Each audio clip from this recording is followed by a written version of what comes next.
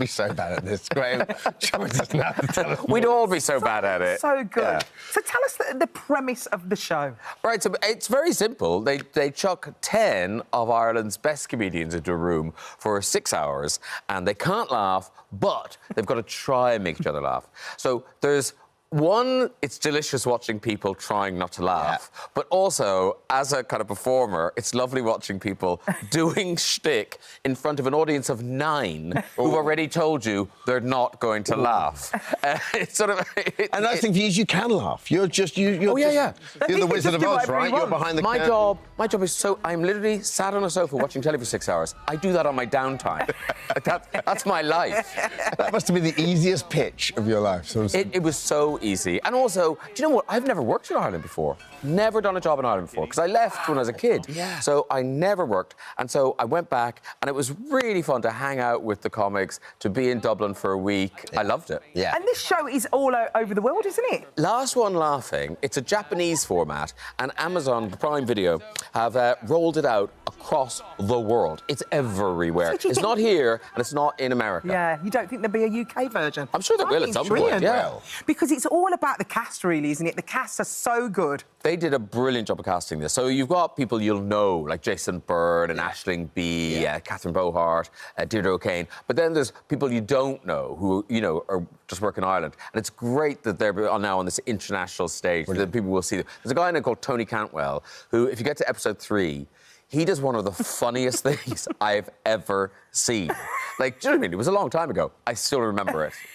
And I don't remember much. And do they produce their own... Sorry, I'm so interested. Do they produce their own comedy with the producers? Yeah, so they talk, they prepare, before they go into the room, they'll prepare, like, bits they might do on a stage, then they might have a few props with them. But a lot of it, as you can imagine, because you're in there for so long, is just on the hoof. And what makes people laugh is normally just a little aside when they're at the kitchen, or a little bit... Whereas if the curtains come back, you can steel yourself for this. You know, I'm not going to laugh at that. But you're caught out with the little things. And then if they laugh, then you come in with the yeah, I come in with a card. There's a yellow card and a red card. It's a sporting thing, Dermot. Yeah. And on the red card, they leave. That's what happens. And did you see different countries' versions? So I just wonder culturally... how that plays out. So, what someone might find funny in Japan would be quite different to what we find. I mean, I guess I'm biased, but this is my favourite version of it. I think these 10 guys are just brilliant in the house. And also because they just are funny. They're funny people. They've got funny bones. They're not just an act.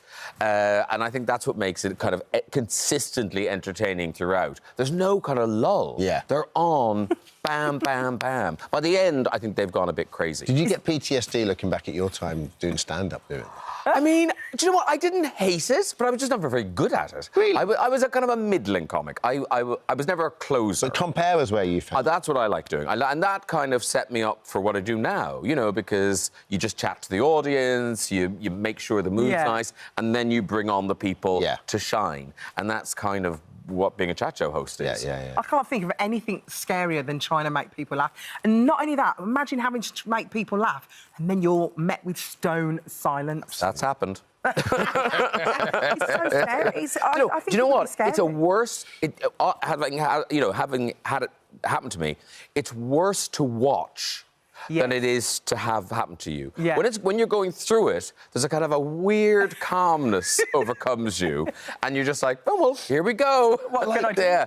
Whereas in the audience, I hate it. Like, we love the Graham Norton Show so much, and you're such a, you're so good at your job. Have you ever had a panel where like a sofa where... Because invariably there's always someone you can go That's to. what I think. I can't remember a night where no one on the sofa was any good. Do you know what I mean? That, like, to have a clutch of duds would be hard. But, you know, often there's a quieter area on the couch. Which you avoid a bit. Yeah, well, you try and encourage them, and then eventually you give up. Yeah. And you go... I guess the hardest thing is most people have been on twice. So sometimes if they come on and having a bad day, you must be like, you were great last time. No, that is frustrating. That's horrible, isn't Or my favourite ones are the ones who come on, and they're big fans of the show, and they come on, and they're there, and they're like... It's not as good tonight. It's normally funnier than this. Well, that's because you're here. You're rubbish. It is such a wonderful show. We've got to talk about the Wheel of Fortune.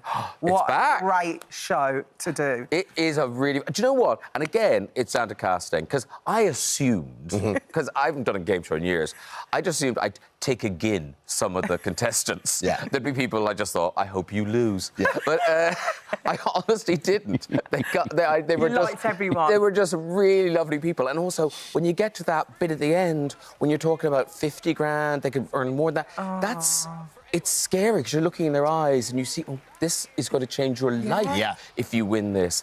All on the spin of a wheel. It's very exciting. Yeah, definitely. And what about Eurovision? Have you got any punts on that? Well, Ollie, you know, Ollie Alexander. It's going to be amazing. It's a great thing that he's doing it, isn't it? I think it's brilliant he's doing it. And I think the really important thing is he wants to do it. They haven't gone into kind of, you know, a stable and hit him with a cattle prod. Come on, you're doing it. He said, I want to do this. Yeah. But, you know, what I love about Eurovision is you can't second-guess it, because Ollie's great, hopefully he'll have a great song, but then it's down to staging, it's where he is in the running order, what other songs are in the contest this year. Yeah. You never know, but he's a great start. You come from the great tradition of Irish hosts hosting UK Eurovision, which is so hard because someone's always going to be annoyed with you. Oh, people in Ireland, they take it so seriously. When I say we... Yeah. Referring to the UK entry. There's a way. And it's like, if you are basing your definition of nationality on a country that doesn't even know what countries are in Europe, good luck. Good luck. But it is funny, people take it so seriously. So seriously. Yeah. It's such a fun night now, the Euro. I mean, Sam Ryder kind of changed that. It was great. And also, and last year in Liverpool was... With the four of you on stage, it was brilliant. But also, I think, you know, I was kind of nervous, because normally it's my job to kind of, you know, slightly take the mickey out of the host nation. Suddenly it's us. Us. I've said it again. Us. Why are you talking about? You're Irish. But I thought the BBC did a really, really good job. And Graham, I have to ask about your books, because reading in my notes last night really made me chuckle. You say I spend more time saying the book's on its way, and I'm getting there with the book, than actually writing the book. No, so I do. where are you Did you right get now? nervous? Well, at the moment I'm a bit nervous because I need to finish it by sort of end of April, and I am now. It's proper homework time now. It's head down. So I am getting through it, and I'm enjoying this one. Sometimes it's harder, sometimes it's easier, but this one's fun, and it'll be out in September. More adaptations, because I really enjoyed Holding. I thought that was bless you, thank you very much. ITV. And I love that they went the extra mile and actually filmed it in West Cork. So, because I think, you know, the towns and the landscape were kind of a character in it. It was great. I think most books get sold to a production company, so the others have been. So fingers crossed, some of them make it to the screen. Thanks. I think we could safely say, Graham, you are absolutely smashing life. Well, I don't know about that. I mean, today I've had a puncture in my bike and my burglar alarm's going off as I'm sitting here. So, you know. Well, Last One Standing are available to stream on Prime Video right now. Thanks, Graham. Thanks, Graham.